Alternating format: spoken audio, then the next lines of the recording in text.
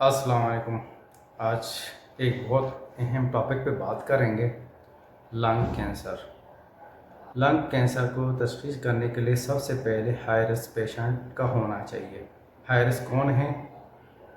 जिसका एज 50 से 70 के दरमियान हो या एक्टिव स्मोकर हो। 30 पैक पर ईयर। अब 30 पैक क्या होता है कि दिन में एक पैकेट पिए 30 साल तक, या 2 पैकेट पिए तो 15 साल तक। तो इसको कहते हैं पैक पर ईयर। फिर जिसकी खांसी में खून आना, फिर वो लोग जिसके ख़ानदान में कैंसर ऑलरेडी पाया जाता है लंग के या कोई और कैंसर, वो पेशेंट जिनको ऑलरेडी कैंसर हो चुका है, वो ट्रीटमेंट ले चुके हैं, अब दोबारा वो स्क्रीनिंग के लिए आते हैं। अच्छा, कुछ ऐसे अलामात हैं जिसकी वजह से फिर हमें स्क्रीनिंग करना पड़ता है। वो अलामात क्या है कि खांसी हो, कभी भी ठीक ना हो, खांसी में या खुश्क हो या खून आना। इसके अलावा जब पेशेंट चलते चलते या बैठे हुए सांस का फूलना, फिर उसके बाद सीने में दर्द, और आखिर में सांस लेते हुए मरीज को सीने में आवाज़ सुनाई देना, और डॉक्टर इनको एक्सरे की एडवाइस करते हैं। अगर हमें एक्सरे में लंग में दाग नज़र आ जाए, उसको नोडुल कहते हैं, और स्प्लिटेड हो। स्पेकुलेटेड का मतलब सूरज की जो शुआएं निकलते हैं सूरज से, उसको स्पेकुलेशन कहते हैं।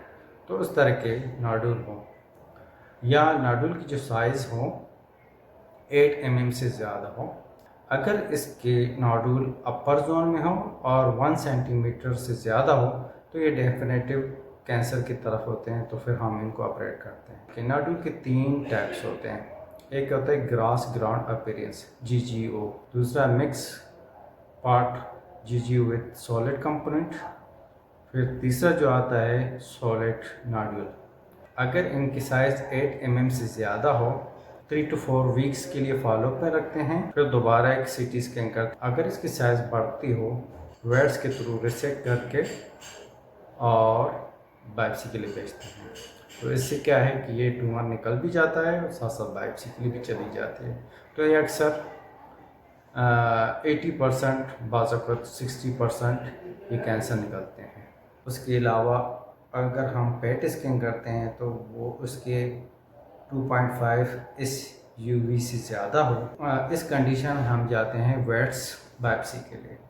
Low dose CT scan LDCT advice करते हैं।